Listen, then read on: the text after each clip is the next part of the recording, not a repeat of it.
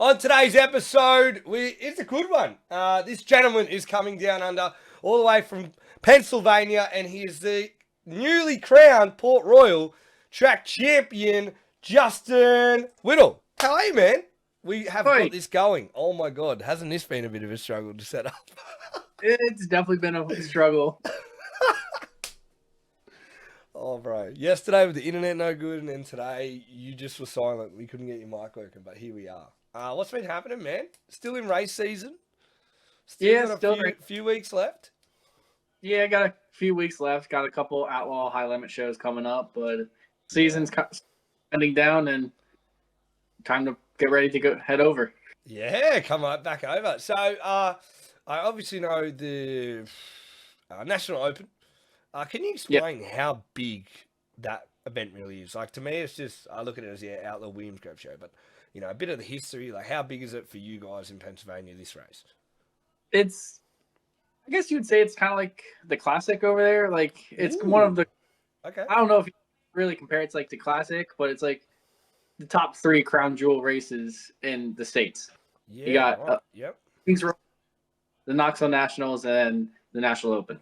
Yeah, that's what everybody claims as the 3 crown jewels, but I think as races get more popular over the years that the crown jewels list is going to change. Yeah, well, to me, I knew it was big, but for you to say, like, no, this is one of the 3. But, I mean, lately, me watching, like, it feels like the Tusky's going to get there as a crown jewel. Yeah, the Tusky's getting up there. The Bob Weikert's getting up there. It's just the races are paying good over here now, and everything bringing in competition. People are chasing money. 100%. And now, we're going to get into what we talked about yesterday before it cut off. But you're saying the races are paying so good, and besides, there's only 2 series, you know, governed by their own bodies. But you guys in PA are racing for some really good dough, and that's why you guys can just stay in PA. You've got so many tracks, the pays are good. You know, give us a little bit of the history of, like, where did this backing of the sport in PA come from, and how are you guys racing literally for a living in Pennsylvania? So you can't do that here in Australia. Yeah, I think just the things are getting expensive, and people, I guess, really started bitching about the purse of the things, and it's not making enough money to race. So I guess the tracks got sponsors, and tracks are putting up money, and the purses went up and the payout got better. Okay. And like this weekend, it was 3 nights, and I think over 3 nights it was like $30,000 to win. Like Friday was 77 grand or something like that. 7,000. Yep. That Brock won. Then Saturday at Lincoln, which was 10 grand, that Troy Wogman won. Yep. And then Sunday at Selinsgrove, it was $15,626. So okay, it was that's some good money. And like you said yesterday, how far as a race team did you guys have to travel to do that 3 nights? Yeah, it's from where the shop is, for where the shop we are staying at. It's only the farthest we travel is about an hour and 20 minutes to a Pennsylvania track. That's crazy. Central Pennsylvania. Besides, Lernerville's a bit out of the way. Where does that class it? Lernerville. Lernerville is like Western PA. And how far is that from the workshop? That for I think it's like 4 hours by car, maybe 5 hours ish by like semi. Is Lernerville technically like a forgotten about track in PA? Like me, I don't register it in as a fan, a Pennsylvania track, because I don't feel like it's part of that little scheme you guys race weekly. Does that make sense? If it was probably closer, I mean, like 4 hours, bro.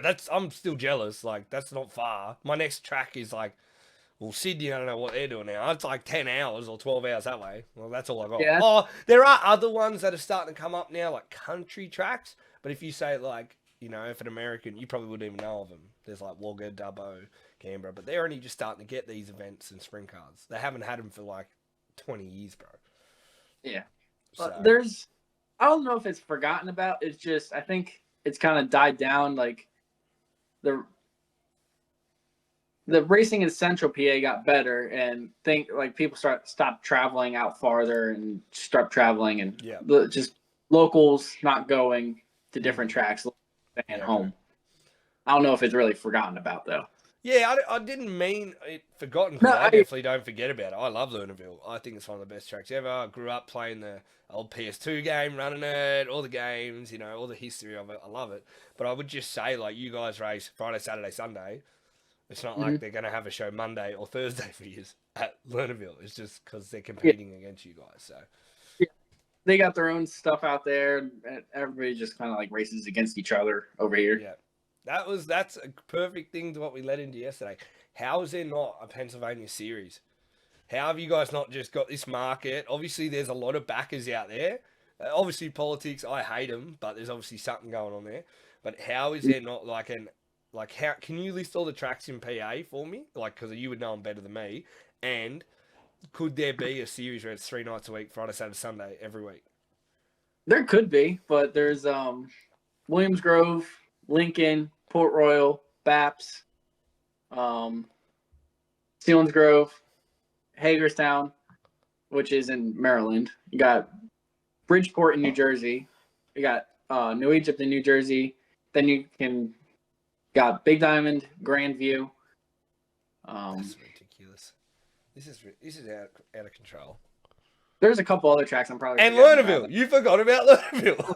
No, there's Tri-City. I think Tri-City's in PA. There's a couple other tracks that are like on the border, the fringes. Yeah. And what's the furthest track you would travel to? So far, the furthest track I've traveled to is probably Perth. No, it's Australia. In Pennsylvania, you flogger. In the States is probably Knoxville. Or Volusia. Okay, but then if we're talking about this Pennsylvania series, all those tracks you just registered, let's say in a perfect world they're all on board, what's the furthest in Pennsylvania? From where I'm at, probably Lernerville. Probably like Lernerville. Are you saying the furthest track in Pennsylvania is only 4.5 hours? You don't have to travel any further than that? That's from New Jersey at home, like my home in New Jersey. It's probably like 6 hours or so, 7 hours. Okay, but I mean, if you guys were going to race, you're going to travel it, yeah? Like, yeah, that's what it is. Yeah, wow. See, I reckon, I'm just so like, there has to be a reason why you haven't done it. Maybe because you don't need to lock in, maybe the flexibility now of like, if you're running a series, then, you got those nights where, how you said, like, there's a Lincoln show versus a harder show at Port Royal. Maybe that would diminish that because guys would just all sign up to the series and then Lincoln won't have that type of show. I don't know. I don't know. I heard in the off season things might change with tracks and formats and stuff like that. So who knows? Speaking of that, formats. Now in Australia, sometimes I feel like last year I did a lot of traveling. I'd rock up and go, I don't know what the format is today. I really don't know. Like sometimes they'd chop and change. Is there a style of format that you really enjoy, or most of your races talk about like, yep, that's the best format. Why do we change it? I think it's interesting the way like High Limit does it, or PA Speed Week format, where Quick Time goes to fourth in the heat race, and he can either all he has to do is transfer or win the heat race, and if he wins the heat race, he can either start on the pole for the feature or knock somebody out of the redraw. Yeah, I like that. I really do. Outlaws is the Quick Time starts on the pole of the heat race, and I feel like you got to race for it. Well, Outlaws is rewarding the fastest car. Yeah. Like, and then especially if the track's still fast, like a hot lap, you're going to win the heat. Like, it's just what it is. Yeah. Where I think I definitely, after being involved in Perth and the High Limit, I was like, this format makes so much sense. Every heat race has 2 results. Like, watch this guy win the heat. If there's a battle for the lead and they're not Quick Time, they're battling for a dash spot. And then you got to watch that guy don't fall back out of top 5 or he's in trouble. And then you're watching those type of shit. Because then, like, the top 2 then are battling. They're already locked in if he drops back to 5th or he gets in an accident. So, like, it's once you get your head wrapped around it, it's pretty cool. What's your thoughts on qualifying? Is qualifying a must? Qualifying, yes, yeah. It's a must. Like, because you got good, fast, and on point right out the gate. Yeah. And then that deters the men from the boys. But that also can you roll in that pit gate, bro, and you get a 77, and you're like, oh, men from the boys. Well, that's just not happening. Well, then you gotta nut up or shut up sometimes. Gotta put a lap down. Okay. Now you did the let's talk about format. You did the classic last year, yeah, in Australia, Grand Annual Sprintcar Classic. No, you didn't. Right now, do you know much about it? Like format? Fuck. Oh, ripper. I just know your guys' formats are fucking confusing. Yeah, that's what I'm gonna get to. So, right, the Grand Annual Sprintcar Classic is besides maybe our Australian title, which no Americans are allowed to race in for some reason. It is you qualify, so it's split up into like nationals, 2 nights qualifying. Now you get 2 heat races on the night though. What the fuck? Yeah, so every American I've spoke to goes like, "What is this 2 heat race shit?" Right? Because it can really make or break your whole weekend. Like how nationals are invert 8. Yes, right? Like hard. So the classic is the same. But 1 heat race is inverted at 8, and then if you're quick time, you have to pole in the next one.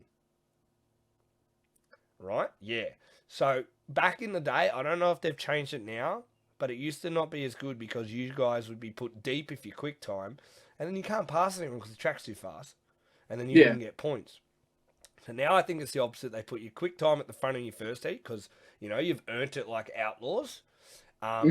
And the heats are based off passing points. So apparently it's like 12 points a car and stuff. 12 points a car every time you pass. So if you go quick time, you got to win that son of a bitch. You can't lose points. Yeah. Because if you use pole and then lose, you've minus 12 points. Like, it's a bit of a scheme, right? All you got to do is at the end of the day, finish near the front of every heat race and you're good. Like, you know what I mean? It's simple. But the thing is, the track is always fast at the start. And then, so... But you race around. It's a lot of racing in one night. And you'll be like, I've got to race again. And, like, it's only sprint cars at the event. And the heats, it's like 12 heat races a night. Right? 2 nights in a row. So, especially when you... Yeah. So, especially when you watch... Like, let's say you're... I don't know what your team's going to do. Because if you do... Like, you got a pretty cool schedule coming down under. You're going to do, like... you're doing your Perth stuff. Then you're going to come do the Tolma, I believe, and then do Avalon and all that stuff. So these are tracks you've never seen, right? But if you do all that stuff and then you race Classic Night 1, you race like 4 days straight. So you gotta get lucky or whatever, which is cool. But I feel like benefit for you or any American, if they've never raced a Classic, try get Night 2 because then you can watch Night 1 and how it works, and you go, oh, I get it. Do you know what I mean? Because the format's the same night 1 and 2. Is the starts still the same? Like the flag controls the starts, or you can go? Nah, white line. Okay, I hated that when I went for. Why did you hate that? White line start because it's like bullshit, or sometimes it can be bullcrap, and then it's up to Chief Stewart if he likes you. Yeah, really. So instead of going on green, you'd rather that. Yeah, I'd rather go at the white line. No, that's what it is, bro. I just said that. No, that when I was down there at Bunbury, Bunbury. Bunbury, you sound like me starting to say it. I couldn't say it. Bunbury. Go say it quick. Bunbury. Yeah, like that. There you go. They said during the drivers' meeting, going at the white line. Yeah. So for the white line, Brock was on my outside. Calm was right behind me. I know exactly what heat race you're talking about here. And they just went poof. What the fuck are we doing? Yeah, I remember that heat race, and you got swamped at the start, and I was like, "Well, did he not want to go?" Like I remember filming it. I got it on film. But so you were saying at Bunbury, it was green, and you were waiting for the white line type thing. Yeah. Yeah. Okay. Normally, and he was like, "No, I did not say that at the drivers' meeting." I'm like, "Bullshit." Well, okay. From my experience, normally it's always white line here. I mean, Okay. I've never really, because you got to think now, bro. Like, let's say Perth and I think Port Royal's the same. They got those electric flaggies now, whatever. Maybe Port Royal doesn't, but you know the lights and stuff. Yeah. Yeah, so you can't really go off a flaggy then if it's a digital light. You know what I mean? So Yeah. But yeah, so I don't know about Bunbury. Sorry about that one. But yeah, I would assume it would be white line. It was still fun driving through the infield. Oh man, so it's really crazy. There are It sounds like there's some similarities to what we do here versus what you guys do there. I do think being an Australian fan and watching and especially last year traveling and doing a lot of film, and then hearing guys like yourself or Aussies that have been there and go, why do we complicate it here just a little bit? It could be a little bit simpler. You know, there's little things like you're asking about formats or this and that. But, I mean, once you come and travel, you know, for a few more seasons, you'll be like, yeah, it's just what they do here. But it's what it is. You don't need a mid-pack dash. Yeah, I'm not a fan of that one. I don't know about that one. That is purely just, I think, trying to give the fans more racing. I think it's great when the track's probably too fast and you're trying to piss it off to get better for the feature. Mm-hmm. But I don't know. There was one the other night I seen here in Australia too, and I was very confused about what was going on my TV. It was actually up in Northline, Darwin. They just had a big race up there, right? And I'm watching the TV and it was like B-Main Battle 1. And I went, oh, okay, they've just called the B-Main. You know how sometimes you get 2 B-Mains in a feature or whatever? Mm-hmm. And I'm watching it and I'm like, oh, okay. And then they're like, oh, this is to the side where they start in the B-Main. And I went, excuse me? What? Yeah, I said, excuse me? And yeah, this was like, inside row. This is where they're all going to start. There was like 6 of them in that one. I was like, hang on a second here. They're racing just hot lapping right now, like, because they're all going to be in the B-Main anyway. Like, you know what I mean? I just... And they were also having trouble with the track, right, Justin? Like, the track was wearing away. I think the second night it rubbed up. So in my head straight away, I'm like, these are extra laps you just do not need right now. No, is that the night that Jock won? Oh, they did them every night. But yeah, Jock just won, just recently. Yeah. Yeah. Yeah. Oh, I didn't like... What? I don't... What? Was it the track that Jock won at, or was it... Yeah, that was it. That was the track. Yes. Okay. Northline Speedway in Darwin. Yeah. Yeah. I don't know. I get it. Like, as fans, right, you hear them, we want more racing, we want this. But that racing is just confusing. It's like, is this a heat race, or what are we watching for? B-Main Battle. I was like, get me out of that. Not a fan of that. Like, if I'm telling you that as an American, you're like, what do you mean a battle? Like, just wait for your turn in the B-Main, bro. Like, that's on you. Yeah, just fucking let him go. Okay, were you ever in a B-Main, in Perth? Oh, so you hated being in that? Or no? The B-Main? Yeah, the mid-pack dash. Were you in one of those? Oh, yeah. I did one at Bunbury. Yeah, so were you out there going, like, why are we doing this race? Yes. Or were you also like, oh, I'm trying to get some laps here and work the place out? I mean, for you. I'm like, why are we doing this? Just wasting... This is wasting fuel, tires, and laps on the motors. That's another thing I was just about to say to you. Being a family-owned team like yourself, you guys count your laps, your motor programs. I think, too, it's adding laps that aren't needed. Like, for example, I personally think dashes are always a waste. I think they're a waste. I can't stand dashes. For that reason. 6 laps. Why don't you just go out there and do another qualifying session? 2 laps. You know what I mean? Get out there quickest. Like, because at the end of the day, the guy's off pole. How many times does a guy come from 6 and 1 a dash? In this day and age. It's hard to do, eh? Yous are all so quick. It's hard to do. It's hard to do. Like, the dash rarely, besides the start, you change spots, yeah? Yeah. Like, you know what I mean? So, but, yeah, so, let's get back into it. few races coming up for you. You got the National Open, Williams Grove. Yeah, the other night, man. Yeah. Looked like you had the goods, but Brock was too Yeah. good, wasn't he? He was Well, good. I think I think it was like lap 10. My caliper seized on the left rear, so It wasn't working. So I lost brake. Yeah. I was catching him once he got to lap traffic, and then after that caution came out, it would have been interesting. I don't know if I would have passed him, but I would have gotten close. But hats off to Brock. He drove a hell of a race. He sure did, bro. He sure did. I had no brakes. No brakes. And Nope. Williams Grove looks pretty treacherous with no brakes because, the tight corner in 3 and 4 and then entering 1 doesn't takes a lot of prisoners by the looks of it. Yeah, Williams Grove is not very forgiving. I'll just say that. How I've been seeing a lot of stuff this year, and obviously the main man who loves the old Facebook posts is Denny Dietrich. God love him. He's very, which in a way, I see. I'm a race fan, right? When someone is a driver who's so honest, you're like, oh shit, okay. Like he might be speaking for a lot of drivers. Him saying that, you know what I mean? How, like he's said, like track preps just haven't been that good this year. You know, okay, when you say agree, is it rubbering up or way too fast on gear, like ruddy? Like what does he mean by something like that? Some of the surfaces just don't hold up. Like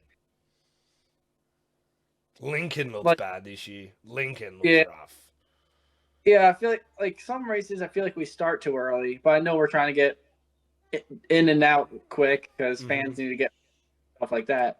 But I feel like the sun's beating down on the track all day. We start early, and then there's no moisture left in the track, and then the track's so wide that it kind of kills the racing. Like Williams, it just kind of kills the racing. The track gets so far around, and then you end up following the leader. Hopefully nobody, like the guy, you don't fuck up, but the guy in front of you fucks up so you can pass him on the bottom, or just or it rubbers up or it gets abrasive, and then you got to do another. Where were they? I think it was Lincoln a couple weeks ago where it was doing taking rubber. Qualifying. Yeah. Lincoln was taking rubber, and they just fucking did a whole track rework, and it still turned and nothing 15 changed. Laps. Yeah. But they're not taking the rubber out of the track. I feel like they just need to cut up the track and throw the pieces of rubber dirt and just throw them off to the side. Yeah.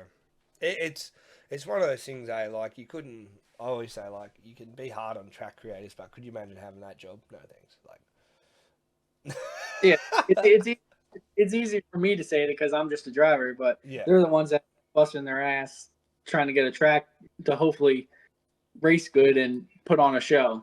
Yeah. Because I don't know what the weather's going to do to the track all week or how it's going to be when it comes time to racing. Yeah, for sure. And is that also, you said, you're trying to get in and out, is because you guys are racing on, say, Friday nights and Sunday nights where people, are coming from work or go to work the next day, or you guys have got to pack up, wash and go race somewhere else and do all your maintenance. Is that why you try cram it in, do you think? Yeah, that's like the Outlaw guys. They can probably they'll go to Pennsylvania, race in Pennsylvania, and then they got to be or look at High Limit. They went from Skagit to Port Royal. That's wild. In a week. So after the races, they got to load up, drive all the way across the state to get to Port Royal, wash, or stop at their shops and revamp up on what they need, or swap cars. Some people have different cars for different tracks. Like I know people have a Williams Grove car over here. Yep. No way, you just froze. Did I? No, you're good. You're back. Are we back? Hey! You're back. Yes, we're back. We survived. Okay, that's okay. I can deal with that. We'll leave that. But yeah, you were saying they got a Williams Grove car, they got a Port Royal car, and stuff like that. Yeah, they have a big track car and a small track car, so they might stop in and get their big track car or whatever. Mm-hmm. Yep. Pick up a motor, parts they need, but they need that time just to go, and they can't hang out. Like, it sucks because fans want to go see other drivers, but they need to leave and hit the road to and start, because they're either driving 6 hours, 8 hours, if alternating people, trying to get to the next, and then they got a service. Yeah, 100%. That's where, like, I don't think there's only a small period here in Australia where drivers and teams have to do it, which you're going to do that period around the Classic and all the races before that. Like, it's very, race tomorrow, right? Like, that's a really busy period for teams and stuff. I want to touch on another little thing, right? Uh-oh. No. Oh, no, there's a few I'm going to get to, brother. But another thing, just let's talk it back a bit. Justin Whittall, how did you get into racing, brother? Real, like, where did it start, the passion? So my old man, my dad, he raced 360s and micro sprints back in his day before he had kids. He had kids and then obviously sold everything because he had kids. Yeah. And when I was 7, he just took me to a little go-kart track that was close to home after school. Asked me if I wanted to do it, and I said, hell yeah, and I had to have it. And that was a dirt little go-kart track? Yeah, a little go-kart track. I did for a period race asphalt for a little bit. I did asphalt midgets and quarter midgets. Okay, yep. And then, so that's 7, was it get into a sprint car at 15? How did that come about? Or 16, whatever? So 7 to about 11, I raced quarter midgets. Then from 11 to 13, I went asphalt racing with a Ford Focus midget. Yep. Has like a 4 motor in it. It's not like it's the same size as a full born midget, or the same size as a big midget or normal midget, whatever they call it. But the motor's just a different motor. And then from 13 to 15, I raced 600 micro sprints, or you call them Formula 500s. Yeah, okay, yep. I get you. And then from 15 to 17, I was racing 360s. They wouldn't let me race 305s in the PA because I was too young. Wait a second. You said you can race a 360, but not a 305. I could race a 410, a 358, or a 360 because at the age I was, but they wouldn't let me run a 305 with the 305 series that we have over here in PA. Do they not want anyone racing in their series? They turned Anthony Macri and I away because we were too young. So is that whoever runs it doesn't want children racing with them or some shit they're trying to pull? But they're the slowest car, like a perfect example to learn in a sprint car, the safest probably. But you can go around the big dog. Yeah, just go and rip it. Yeah, fucking rip it around the... So is that still the case? They don't let younger people race with them? I mean, there's younger, like, I think they just have to get approved, but, like, Anthony was probably 15, I was 15 or so, Anthony might have been 16 or so, but they didn't let us, or somewhere around that age that they didn't let us. So but you could put a 410 in tomorrow and rip it. Yeah, Anthony went 410 racing, and I went 360 racing. When you're 15? Yeah. Oh, that is ridiculous. And okay, 360. Where were you? What tracks were you based at? What were you doing? 360s. We kind of traveled with URC, United Racing Club. Mm-hmm. We were in Delaware, New Jersey, New York, Pennsylvania. Just kind of traveled all over the place. Yep. And any success or early success in the 360? Yeah. No wins. Okay, no wins. Then instead of success, what was the biggest transition or moment where you went, okay, like, I think I'm okay at this?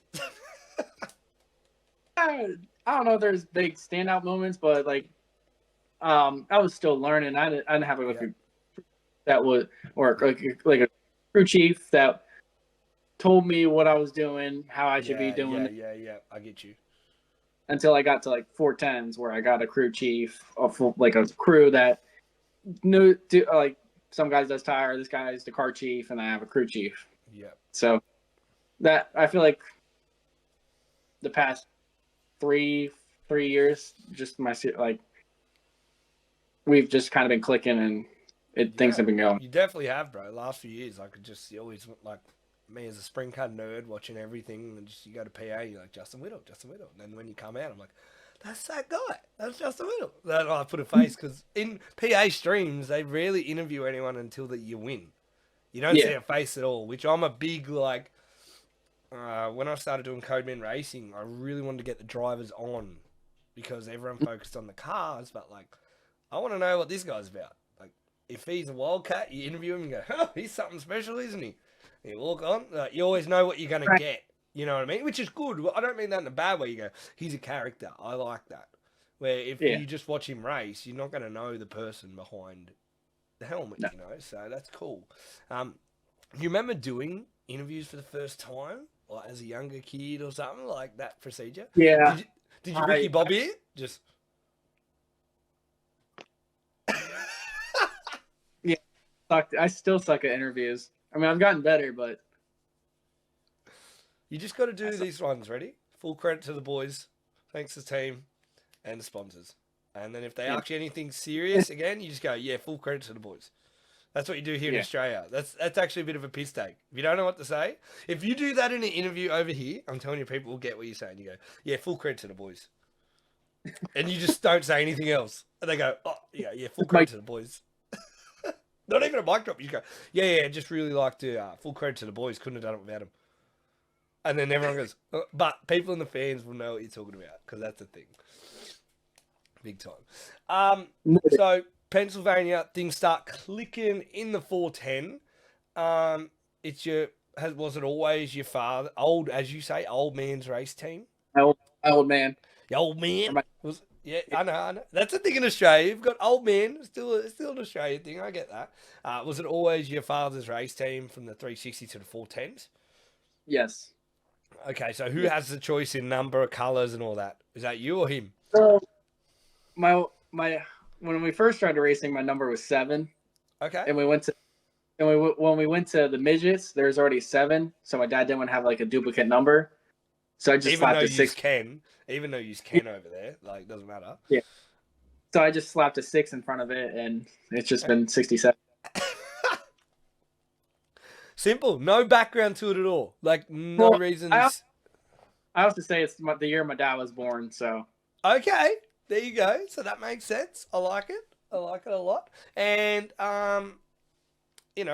who picks? Is it you with deliveries, or how much work do you do on the car? What do you do? So during the week, I maintenance, service the car, get to clean the trailer, wash the car. Just try to get it ready for the next weekend. Then my crew chief will come over a couple nights and do his thing. He the motor and like putting turns in the car, ride heights and scales and stuff like that. But who handles deliveries is like my dad. He's too damn picky. He handles the tea. He's too damn picky. So you got a Dropbox with your dad. Hey, Dad, I like something like this. He writes back. Yes. No. Yeah. Really? Like over the winter, we'll be like, all right, we'll keep a car for like 2 years, like the livery for 2 years, and then yep. So he like, what's your idea for the livery next time? Yeah. And I'm like, this year when we switched to the gold car, I was like, I like Reitzel's car when he did the gold and stuff. Yeah. Or we were thinking when Christopher Bell did that black car with the reflective white. Yeah, that was cool. Yeah. We were thinking about doing that. But he's too damn picky, and him and the Ryan Taylor, the graphic designer, just go back and forth, just emailing each other. I bet, yeah. So he's landed with replacing the red with the gold, and he was happy. Yeah, yes, okay. That's all right. I thought it looked sick. I was like, is he just going to run this all the time? And then you took it off, and I was like, no, finish the season. Maybe this could be a spot where you can every year if you do nationals, you change it, but then keep it for the rest. Double your shirts. Hey, see? Yeah, there you but go. he's too picky. Too damn picky. All right, now this year, bro, Port Royal Track Championship. That's pretty cool. The history of that. There's a lot of great Pennsylvania guys that have won that. was winning a track championship at one of these tracks a goal for the team, or it just sort of happened when let's run at this now, we got a chance? So this year, at the beginning of the season, we were kind of thinking about running for a track championship. I mean, we kind of just like played it till mid-season, or like if things don't go well, we'll just start bouncing around. But we were fast, consistent, so we just went for it, and ended up being a track champion. It sounds cool, but honestly, to me, it just doesn't feel like anything. It just feels like another day. Yeah. So like for the track championship status, right? You know, everyone talks about winning a track championship in Knoxville. I feel like that's a track championship in Knoxville. Is the Port Royal one a big deal in Pennsylvania, or it's just another track championship? I don't mean any disrespect because I'm Australian. I don't know. You know what I mean? Like, where's the status of that track championship? I think it's up there, but just like the way I like feel about it, like it's just like it just doesn't feel like anything right now. Is it because you guys, you know, you're PA based? There's no series, so you're not. It's not like you had every Port Royal meeting for that. You know what I mean? You like you said, you bounce and we just race everywhere. We're trying to win the biggest races. Is it because you're not focused on Port Royal? You're just racing everywhere, and if it happens, you're like, okay, that's pretty cool. We were focused on Port Royal to like from mid-season on, and then just I don't know. I don't know what about it right now. It's just not really like doesn't feel. I mean, it's special because I'm on the history books now. I was able to be one of the. I was one of the two guys to break the Wagner streak of a championship. Right. So what does that mean? Talk to me about that. So Logan and Mike Wagner have been very consistent for the past, I want to say like 7-8 years. They've been winning it, like the family just wins a track championship type deal. Yeah, Logan was in the 1Z. Yeah. He won 5 straight titles at the track. Wow. Yep. And Devin Borden, when he was in 23, broke that streak. And then Logan left the 1Z and went to the 69K. And his father was still racing the 55.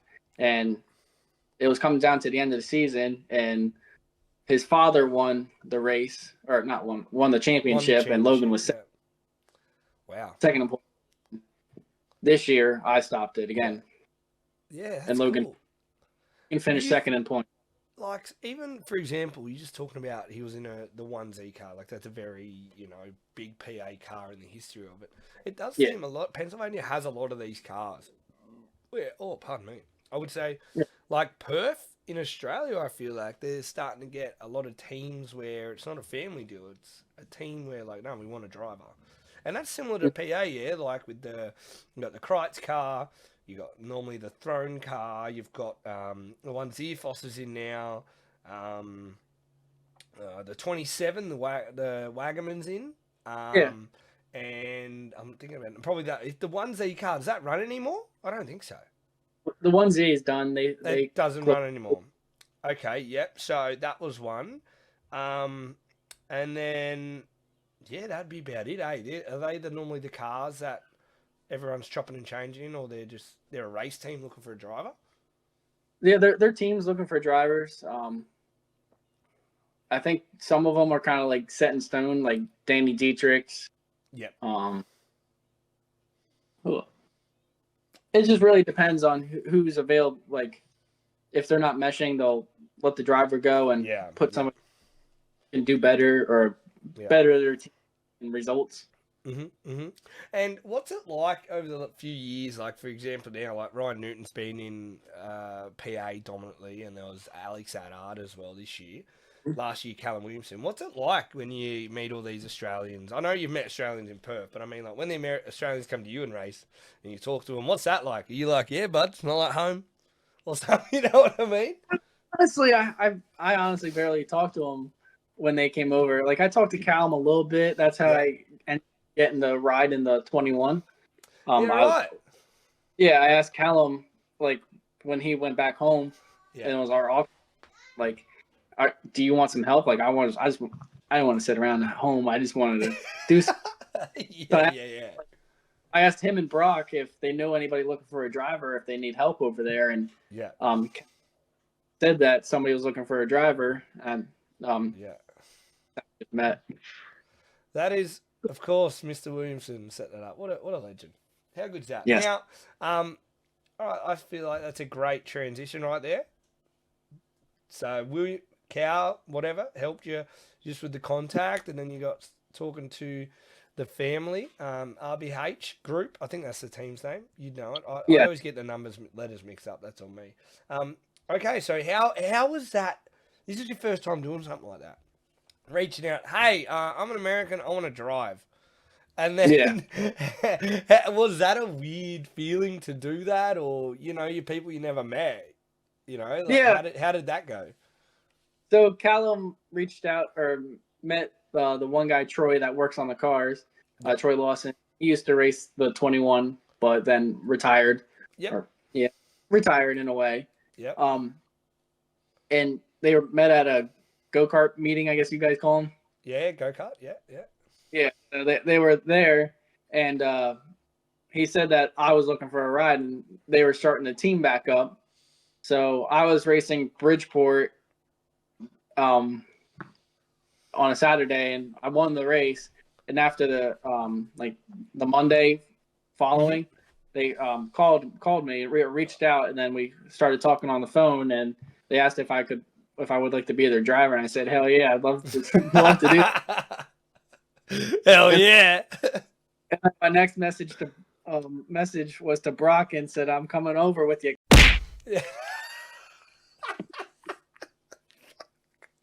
Jeez, you're not messing around. You guys, you two do love that word. I will say that. Yeah. I remember every damn time we're at the track, I always walk up to him. How you doing? I do remember watching how to explain it. Oh yeah, I had mics on Callum because I was helping him with his socials over the high limit and stuff. And Brock comes up to him and goes, "Oh, I just want to say, I just want to say that for the high limit question, but I can't." And he goes, "Oh," and he said, "Callum, you got a mic on?" And he points at me and he starts going in at just every C word under the sun. And I was like, "Oh, I can't use this." But anyway, it's good. It's good, but you just can't just be throwing it around, especially on podcasts, Justin. Come on, brother. I'm sorry. It's in my vocabulary. But when I try to do this, I remember the first one I recorded with my mate, we stopped and said, I think we swore just way too much. And we never released it. And he's like, "You sure?" I'm like, "I think I said F and C all the time." Like more to him, and then we played it back, and it was I'm like, yeah, I can't. That's like R-rated shit. We can't be doing that. So, okay, so wait a second. That's pretty cool, right? So you get that phone call. Hey man, we want you to come drive. It's like you didn't have to do the work. You're just happy days, right? Then how long before you were booking, or did you start doing research on where you're going to race, or anything like that? A little bit, like. That night, I was just adrenaline was just flowing. Yeah. Now, I'm gonna have to edit it. Beep, beep, beep, beep. Everyone will know. I might have to start a pod. Every beep you hear is Justin Whittall saying this word. Yeah, so I was just up all night, and I was just researching. And then, like the next couple of days, we were booking flights and trying to figure out where I was staying. I ended up staying with Troy and Rob for a little bit. Yep. I stayed in Fremantle for a couple nights, and then towards the end, my girlfriend came over around Boxing Day, and towards the end, when we were leaving, heading back home, we stayed at, I think it's called Crown Towers. Yeah, in the casino. It's the casino. Yeah, cool. So we ended up staying there for a couple nights and experiencing that. Never went gambling. Why not? Did have a game? We were just never thought about going down there. Like we wanted to, and then by the time we were going to do that, we were not knocked out in bed. Man. So, all right. Let's transition into an Australian period. Now you come over. Your first track you go to, which I say maybe Americans shouldn't go there first because it is beautiful. Perth Motorplex. Yes. You get there. Did you, like I said, did you do any research or footage on the place before, I watched a couple races? Yeah, I watched a couple of races. I did not expect the grounds to be like that. Like it is chef kiss. What? Okay, from watching the racing videos to then, not the pits. We'll get to that. Then okay, you see the track. Does the footage do it justice, or no? It's like nah. Yes and no. Okay. Bankness wise, like what did you sort of expect it to be? The slick, like you can see it's slick, but it's a whole nother level of slick. Really? Talk to us about it. Like Port Royal looks freaking slick, bro. Yeah. Oh no, I felt like this, like the slick down there was different than what we have out. But that's also never experienced dirt like that before. Yeah, yeah. So that's similar to like, okay, was that your first time racing on a darker clay like that too? Yeah. Was that challenging? Yeah. Just because you're trying to find the slick, or it pops up, oh shit, it's slick there. Yeah, but Bunbury is like what closer to home. So I was excited about that. Like the first night or first night there or whatever it was for Speed Week, where I was all choppy. Oh, that was fun. I love that. You were probably the only one happy about that track, I think, that night. Wasn't that the night where they did didn't they have to do track work after qualifying and stuff? It was pretty bad. Yeah. I thought Bunbury, I really enjoyed Bunbury. That was my first time there, because I'm from like East Coast. It was the first time ever in Western Australia at that time. I was like, this is sick. Like, because on the East Coast, we have nothing that size. Nothing's that big at all. Like, we only got quarter miles, bro, at best. And, even Perth, but then Bunbury, like, so big and flat.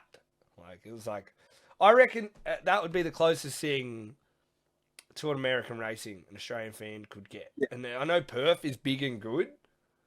Like, yeah, but I think Bunbury is that real, like, speedway feel. Like, that's American racetrack right there. Would you say so? Yeah, 100%. Yeah. Like the first night there, it was cowboy up, choppy. Like, I'm pretty sure at one lap, I completed a quarter of the turn through the air. It was just... Yeah, sick. Now, talk about, you said the chef's kiss.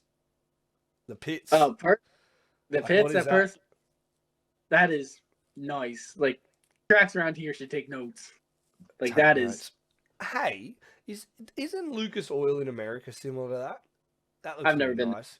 Oh, okay. Well, I remember when I watched High Limit, the pits look pretty red hot there. Like, nice. I'm pretty sure the pits over there are pretty nice. Because I think that they're back onto the NASCAR track and stuff, yeah. So it's like very well built up. Well, I think they're concrete pits. I'm pretty sure they have a pressure washing station over there after the race. Like, you can wash your car after the race. That's pretty good. That's gnarly. Like that in a way is like inviting a team. Like, you need to travel, no worries. Head over there. There's 4 bays. Go and wash your car, and off you go. I heard 4 bays to wash. Is there any other track you've been to with a pressure washer bay like that? I mean, there's like at Port Royal, there's like a spigot that you can tap. They normally have a pressure washer attached to, and you can just turn it on and then wash your car. Wait, come here. Hey.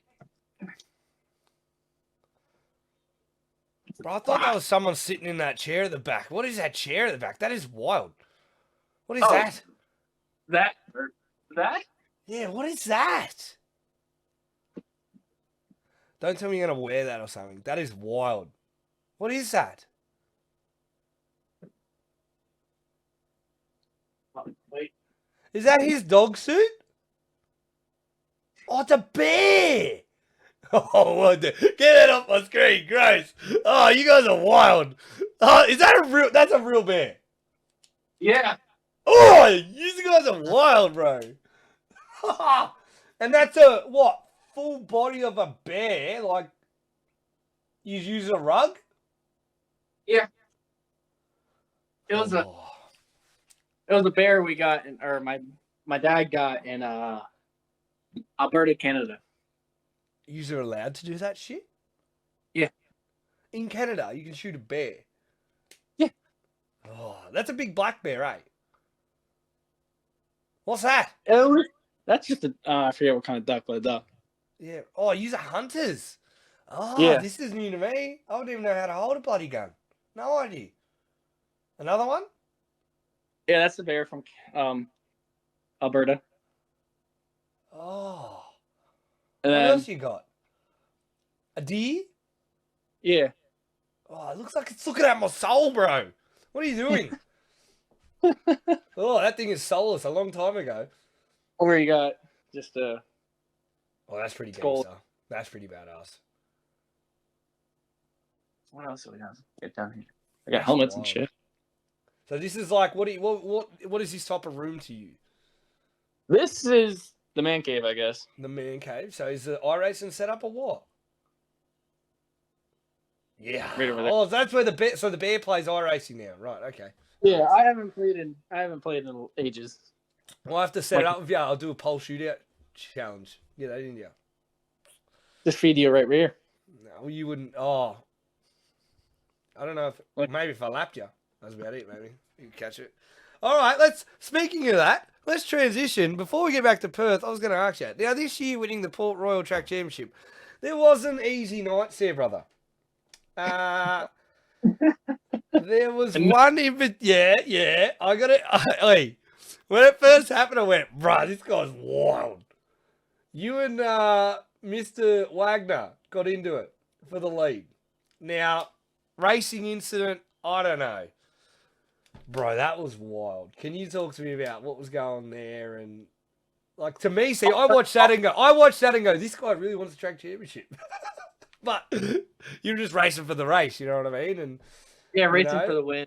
I mean, afterwards, I lost my cool. Like, after it all happened, I lost my cool. But... Yeah. Which is, hey, emotions running high. I get it. I'm not here to take the piss or bag you out. I can see you're a very passionate man about your racing. But even you just say, yeah, I lost my cool. Man, it must have been hard. Like, that adrenaline, you guys are going so fast at Port Royal. Like, and that could have been a way worse crash than what it was. I was more pissed about the crash. Like, the floorboard of my race car got ripped out. Oh, like where my Yep. My feet were dangling. Oh, as I see, scary. Yeah. Oh. That was more that. Oh, because your car went up on his right rear and it got ripped by the right rear, did it? Do you run, what type of floorboard do you run? Carbon fiber or normal? It's aluminum. Yeah, good. Because I heard some guys try to run carbon fiber. I think, isn't that wild? Why would you do that? Wouldn't it just shatter? They do run carbon fiber lower. They run carbon fiber lower panels, carbon fiber floorboards, anything. That's wild. I get the lower panels, but the floorboard, bro, that thing can just snap. That's, I think, a bit crazy. But I guess they reinforce Kevlar, like when they build them. I guess they reinforce Kevlar to make it a little bit stronger, but I can find out. We had a guy here in Australia, Dylan Mann, the same thing. Now, fuck's all right. I'll take fucks. That's all right. We had a guy here in Australia, Murray Bridge. He went up on the fence, and the same thing happened. His floor pan got ripped out, but his throttle was wide open still. Mm-hmm. The floor pan fucked off, and it was like you can see in the video the floor pan go. Like, is that the guy that was that the guy that was hit the wall and just like stopped, or was that a different one? In Australia or America? In Australia. Who hit the wall and stopped here? There was like, I don't know where it was, but he was pulling the mail on the top and got over it and into the fence and then just like yeah, that was Luke Thomas in Sydney. He went up and he did like a skateboard, and you know, like on the catch fences, like the newer ones, the big wire that goes this way. Mm-hmm. His right rear got caught under that, and it stopped him before he even hit the pole, but it looks like he smashed in the pole, but he didn't do any damage to the chassis, but it just stopped him that quick. Yeah. Yeah, like he went from like 110 to... Yeah. I was like, oh. Yeah, I was there that night. That was the last night at Sydney, and I didn't get it on footage, and a random guy in the crowd got it in front of where he was sitting, And I messaged him and I was like, can I have that video? And he was like, yeah, post it. And it got over like, I think it was 2 million views on Facebook or something. And the watch times was like 39 weeks or something. Like it just kept, because people would go, what just happened? Because it looked like a video game. Like it didn't look real. And then people would write in it, oh yeah, he must be unalive and stuff. And I was like, no, he got out fine, walked away. He was good. So yeah, that one, I know what one you're talking about. When you said hit the wall, but no, he got caught by the catch fence.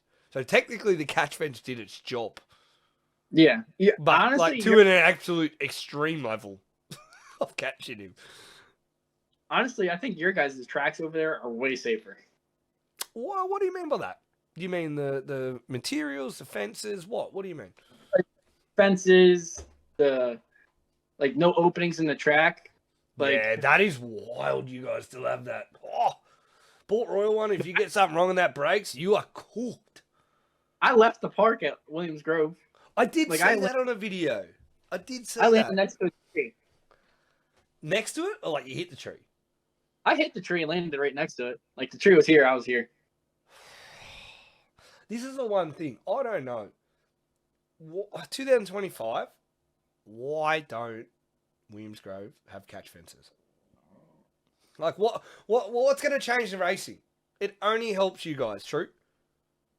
I think they're worried about the cars bouncing back into the track, but I am not the person in charge. Bouncing back in, so you'd rather let one guy get absolutely cooked, like to the point of maybe getting stabbed by a tree by accident. Like to me, that sounds a bit stupid. I don't know. Man, I don't know what to do. Wild. I mean, I don't know what to do right now. I don't know. It's also, too, the history, and you would get fans going, oh, they don't need catch fences. But you don't watch from there, bro. Like they removed the old bridge at the Grove because a car hit it, yeah? No, a car did not that I know of. But has a car ever hit it? Not that I know of. Oh, it could happen. I think the insurance company told them. Insurance company and World Racing Group, I think, told them to. But I'm not 100% on the Outlaws. Update it because it's old. Yeah, they told it to make it wider to allow more people to flow across back and forth in between heats or whatever. Yeah. Yeah, and make it higher. And it is higher now, eh? Yes. I mean, I've hit that son bitch on iRacing. It's not good, but well, I have seen you on iRacing, so doesn't explain much. Oh, gas! No brakes with it. That's how it goes, Bart. Oh, I've learned to use a brake a bit. All right, I'm starting at 2 feet. All right, give me some space. All right. Liar. I have been, or I've just been running 360 because I can't handle 410 on the slick, and I'm good. I'm okay then. So, but yeah, you're saying safer. Is it purely just you think some things are outdated, could have work done to them? Or is it just the scheme of things? Every track could have work done to it. Jagged is catch fences and stuff like that. And just lighting, it all adds up. Lighting's a really big one, hey. Like, there was a few tracks here in Australia, like, you didn't notice it because you went there all the time. And as soon as they did the lighting, like, oh my God. Like, is this what the place looks like? You know what I mean? So, or for example, you go to a place like, recently they've just built Tolma here and it's a brand new lights and you're like, oh, this is immaculate. Or you go to Perth and it's lit up like a Christmas tree. You know, like you really see like, especially on a track like Perth, man, if you don't have good lights, you can't see shit out there. That's black. Like, no, Perth is probably one of the brighter tracks I've been to. For sure. And okay, first experience at Perth, right, mate? You get out there, you do hot laps, you're racing against pretty strong competition straight away, yeah? Like, they've got the tough local guys, like a handful, and then you've got, you know, some Americans like yourself there. What were the expectations for that trip? Go and have some fun and just see it all, or what was that? Like, this year, obviously, you're like, okay, I want to go win some shit. Like, year 2, but... I was just making laps, trying to get a feel for what... Because it was a different frame, motor that I'm used to at home, different wings, tires, So I was just there to make laps and get comfortable and see what we can build off of that and see if I can come back next year. Yeah. And I am coming back. Was that the sort of thing, like, just do good enough so I can come back again? What about the relationship you guys build with the team? Like, how quick did that come about? Or, you know, you felt like you built a strong team? Yeah, I think Rob, Troy, and I have definitely clicked and grew together, and I think we're going to build a pretty good team for this year. They're still getting stuff shipped over from over here, and we're helping out with that. So it's hard for you guys to get parts from over here. So I know a lot of people like buy shipping containers and stuff them full. Yeah. But we've been helping them out with that, and them guys have been treating me good, and hopefully I can represent them better over there. Yeah, I don't think you did a bad job, man. Come on, don't be that hard on yourself, you know? Like, you were... It's one of those things, like, even guys here in Australia, mate, come from the east and go there, they struggle first time there. Because it is such a different beast. Like, the motors have never ran as hard. Like you said, the slickness can be absolutely ridiculous. And then they go to a place like Bunbury too, and it's like, what is this? What is this place? Where you're more comfortable at Bunbury. You're like, oh yeah, cool. Let's look at your Australian schedule here, mate. I took a screenshot of it yesterday. It's a lot bigger, and you're staying for a lot longer this time. Was that something you talked about last year, or sort of just they brought it to you like, hey, we might want you to hang around and do a bit more racing this year? They talked about next year, like if things go well, we'll do a bigger schedule. Like right now, that deal, the deal for this car basically happened in like 3 weeks. Like last year. That's when I think it happened. Yeah, right. Yeah, it happened in like 3 weeks. Like cars built and everything, like truck trailer and stuff like that. It just happened like, and so we were a little underprepared, but we made it work. We got results. But for sure. This year they were like, we want to do a bigger schedule and just keep you out here. You're a lot earlier. You're coming in. When do you fly in? Because your first show is December 6th. I think I think we just booked the flight. I think it's around Thanksgiving. Okay, so what's that? 27th, 25th, 28th, 27th, 28th, around that time frame of November. Yep. Okay, and then that sort of gives you like a week to get here and relax before you race. Yeah. Get your seat. Yeah. You got a new seat? Are you doing the same seat? What are you doing there? I'll be sending a seat, or I'll be bringing a seat like I did last year. You bring. So you're gonna have new race suits there? They've got your new race suits, or no? Yeah, I'll be bringing suit, helmet, seat, boots, tear off. Yeah, regular. Cool. All right. Is it okay? And then so December 6th, you got. Oh, you get to go to Albany. That's cool. I want to try go to that event. That's a track that they used to run in our national series a long time ago, and they haven't had sprint cars there in a very long time, bro. And Albany's no. Albany's beautiful, like beach right there near the Speedway. Like it's a really nice place. Apparently, it's at the very bottom of Australia in Western Australia, so it's like 4 hours, I think, from Perth. Fuck. Yeah, that's the furthest. Yeah, you have to travel a bit. What do you mean? Yellow. What do you mean 4 hours? You're going to Tolma. That's 20 hours from Perth, mate. Relax. All right? Don't they? Fuck. At Albany. Albany's a breeze. Yeah, so you've got December 6th, the WA Sprintcar title. And then you've got Albany, which is cool. I can't wait to see that place. Then back into the Speed Week swing all the way through High Limit. Then New Year's, the Bunbury. Yep, Bunbury on the 3rd. Yeah, all of the Speed Week completed. And then 5 days later, you make the trek all the way to South Australia, to Boytown. Are you pumped about that? A little bit. A little bit? I'm going to be shitting my pants a little bit. I'll give it that. I think Tolma, for you, you'll enjoy. Have you ever raced Peevely? No. Okay, anyway. So it's a smaller but banked as shit track. Like the bankest track we have in Australia. Like I remember going there last year. I went, holy shit, how are they going to get around this? Because I've never seen it before. You know, but you've probably seen Eldora and gone, oh, it's not Eldora.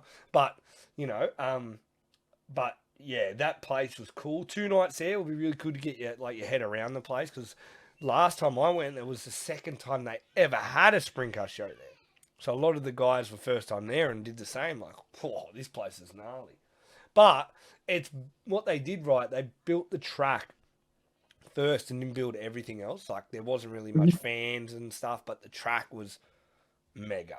So they've done the track first and they're building everything else around it. So I don't even know if they've got stands there now. They just had like old school, high school seats, like silver chairs, like, you know, like for the fans on one side, and then all of us in the pits just stood and watched. So that place was really cool. And then you get your first taste of Warrnambool, not at the Classic, which is probably good for you guys. You know, seeing a track, you're not going to go to a big show. And then Avalon. Avalon's a real elbows up type place. I don't reckon you've ever raced at a place like Avalon. Probably not. Like, probably I would say raced is Grandview or Path Valley. Yeah, okay, bro. Well, Avalon is small. I can't wait to see your thoughts and go, what? This is, because like it's a different, like people say, like, okay, the Australians that have been in America go, well, everyone thinks, oh, the Australian race is going to feel slow to you. No, it's gonna be quick. Yeah, because everything's coming at you quicker. Like turner, corner, car. So you're like, whoa, what is going on here? Yeah, yeah. So Avalon have recently done a bit of work to the track, and it's better. Last year we went there, I thought it was like, I had one of the best times there. I thought the racing was just really good, and yeah, the feature was ripper. Mount Gambier, Borderline, that's where we've got our Australian title this year. That is, everyone loves Borderline. Like I don't think you'll ever hear someone bag out Borderline Speedway. Like they love it. Same thing, it's like a little bull, but like a bit bigger than Avalon, but not as much Warrnambool, whatever. Darker clay too, so similar to Perth. Okay. And then you got your Classic. Now, I don't know what day you're going to run the Classic, but remember, try get the second day. Trust me, try get the second day. We'll see. Do the old pray. Shake the right hands, kiss the right babies, and get the second day. I reckon, just so you can really see what this event is, because it's duplicated formats. And then back to Perth, bro.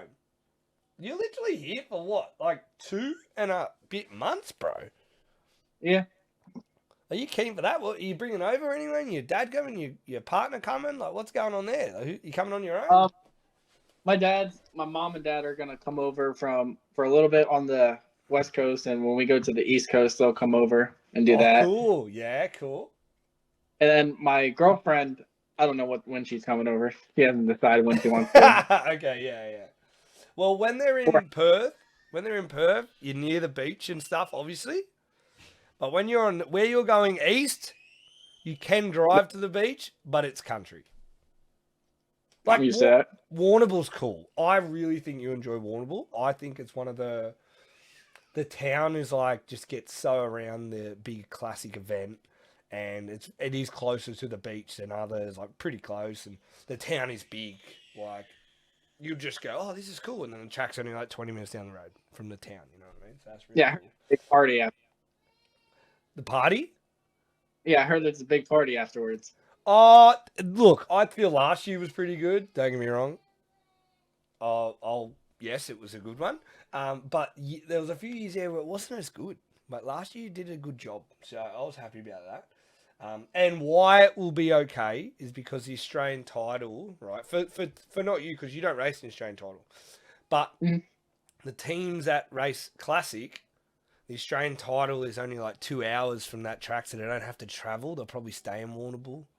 So they do hang around and stuff, where normally if it's in Queensland, no one stays around and parties because you've got to drive 20 hours up the coast to go to it. Where now it's around, so people are all going to be around that area. So it'll be a good one. It'll be a good as we say, piss up. Good piss up. Good piss up. Piss up. Piss Yeah, that means up. you're having a beer. Good piss up. Piss up. All right, into that. Now, awesome schedule. I can't wait to see you race and be here for so long. What food did you enjoy over here? Because there's some Americans here that I've heard and they go, your food sucks. I'm like, no way, our food's way better than yours. Honestly, I like chicken treat. That was my favorite thing to do. Bro, no way you're saying that. Really? Yeah. At the Speedway or just in general? No way wasn't. Chicken treat at the Plex was your favorite food in Australia. I'm very picky. What did you have from chicken treat? Just chicken and fries. That's it. Yeah. That's wild, bro. So, like... I'm a child. I'm a child when it comes to food. So, okay, what did you eat? What did you eat when you were here? You can't just eat chicken treat 24/7. Cheeseburgers, pizza, some type of barbecue. Bro, by the sounds of it, you're not going to fit in your race suit by the end of these 2 months. What'd you eat? Big Mac, this, that. So, have you worked out if you're driving in the truck or flying over from Perth? I have not. Yeah. So I'm probably riding the truck. If you're riding in the truck, bro, you got to go over the Red Desert, we call it. It's the middle part of Australia where no one lives. No one lives there. 90th Street, right? It's just, yeah, we call it the Red Desert because only truckies go across it. Like, that's it, because it's too harsh to live there. Like, think of Arizona and Vegas combined and Hart. You know, like those deserts? Like, yeah. Then keep going. No one lives there. I just heard you guys found like another deadly spider in Australia. Yeah, it's all right. It's just a fucking spider. Well, where you're going, you're not going like mostly our deadly shit is Queensland, so you're okay because it's tropical and hot. Now the only thing is, I would say Victoria has snakes. I'm alright with snakes. Yeah, but like our snakes kill you. They don't just give you a little love kiss. Like they'll get you and you get to hospital or you're cooked. All right, I'm alright. Right. You know what I mean? Alright with that. I get bit. I get bit. It's all right. My foot falls off. I can't race. I'll have to have a peg for the brake pedal. It's okay. Hand lever. Oh, that was wild when he tried to do that, eh? He tried. Good on him. He's still winning with it, the Wildcat. Jesus. All right, man. Well, what are you? To wrap it up, what are you most excited about coming back to Australia this year for? The new tracks, the classic Wonderful. Yeah. Have you done any research? Not yet. Come on, bro. You got it. Okay. Well, my YouTube channel, I nearly went to every track but Borderline. So there you go. Got it. I went to every track but Borderline on your schedule. So you could check it out. I mean, you don't have to do much. Oh, and Albany. I can maybe send you a link on an old video. That's about it. The video from 2011. Like, that's it. It looks sick. I'm telling you, it looked good. It was red clay, like home for you. So it looks a bit like a sandy clay too. So it looks good, I reckon. Yeah, man. I just looked at his schedule. You are here for a very long time, man. So then, what does that lead to? Like, when do you start racing back home? Probably, I don't know when I get back. When's the last race? The 14th of February? Yeah, 14th of Feb. Cricket Boy Shootout. So, I think our first race would be the Icebreaker, and that'd be down at Lincoln, and that'd probably be like the 28th of February. Okay. Or there's Volusia in Florida, which is like early February. Yeah. That's outlaw stuff, hey? Yeah. Oh, no, I haven't seen any schedule, made up anything. Besides racing, what was one of the most memorable or things that, really made you feel welcome in Australia? What was it? When the track gave us all like a gift basket in a way, that was pretty cool. At Perth? Yeah, they gave us a book that I don't know where it is. I think it's in my room, but it has like a boomerang. So what is it? Yeah, cool. It had a boomerang, a shirt in it, a hat with like corks on it. Yeah. Which no one wears, but anyway. Vegemite. And a little koala like keychain thing. Yeah, it's sick. So just something that made you say thanks for being here and really, sick. That's wicked, bro. And the quokkas. The quokkas were cool. The what? The quokka? What's a quokka? You're from Australia. What's a quokka? You gotta give me something here. That little island off of Fremantle? Yeah, what about that? You mean, is it a bird or something? No, it's a little, looks like a little kangaroo and a rat had a baby. It was cool. Okay, I don't know what you're talking about. I'm Australian. I have no idea. You mean like a wallaby or something? I'll send you a goddamn picture. Yeah, you gotta send me a picture. I don't know what the fuck you're talking about, bro. The quokka? Yeah, I'll be scrolling forever. Goddamn. Quokka, Western Australia. Oh, here we go. Yeah, right. A quokka. Quokka. Quokka. It's the size of a domestic cat. Yeah. Such as kangaroos and wallabies. Yeah, right. Oh, yeah, it's at the bottom of Australia. Well, there you go. You taught me something about Australian. Well, it's a Western Australia thing. I don't really like. They're over there. They can do their own thing. Well, I'll tell you what you need to do. Right? What? When you go back to America, you need a shirt that says everywhere you've been in 1 year. That'd be pretty cool. Because I don't know what the other Americans do. I don't know if many are coming east. I don't know. I think maybe sometimes Rico did, but I don't know if he's doing that this year. I don't know. I don't know. I think AA Ron maybe. Oh, yeah, he'll come with the Monties. Yep, because Corey did with them, so that's pretty cool. But yeah, I'm really keen for you to just see the small style and the style of racing we do. You know, like it's all I've ever known, you know what I mean? So to me, I'm like, yeah, it's racing. But you're like, man, this thing's like different. You know, so I'm gonna be shitting my pants because I haven't raced on something like that small. I would say the only track I feel like I think Avalon, because you only get one crack there. You only get one night, and then that's it. Wherever else, you get a night before or something. So I think, you know, you'll get accustomed to that or how the things work and that. But I'm really excited to see you down here, man. And I have to try and get a shirt off you because I love me shirt collections. I'm a Speedway fan, die hard. But I think I'll have Australian shirts over there, but I'll try to bring a couple of like my shirts from the States. I reckon you should, bro. I'm telling you, people would buy them. Because that's the one like me. I follow you all year. That's the shirt I see. Well, that's the car I want a shirt of. Because half the time you guys don't send to bloody Australia. Tight asses. Jesus. This is out of control. Out of control. Don't blame me. Oh, okay. Right. You got me distracted when you lost your cool with old mate and punching the wing.